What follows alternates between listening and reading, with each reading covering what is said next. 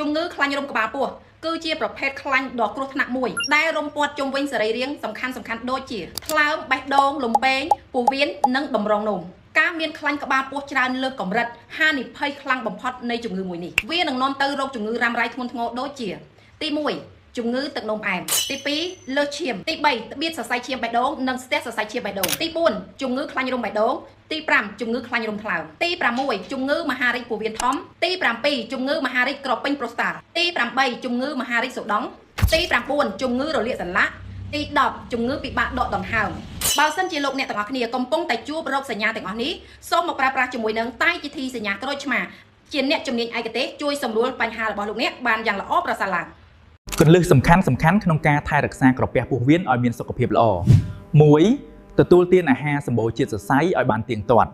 2. រក្សាតុល្យភាពបាក់តេរីល្អក្នុងពោះវៀនឲ្យបានច្រើន 3. ផឹកទឹកឲ្យបានគ្រប់គ្រាន់ជារៀងរាល់ថ្ងៃ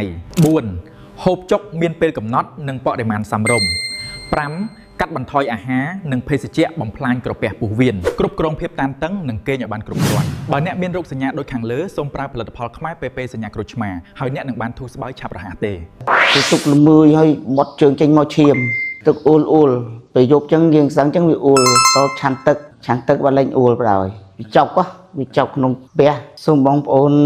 ប្រើថ្នាំហ្នឹងទៅវាពិតប្រាកដមែនចែកម្លែកគ្នាបងប្អូនយើងកាត់ឬបងបាទទាំងអស់ទៅគ្នាហ្នឹង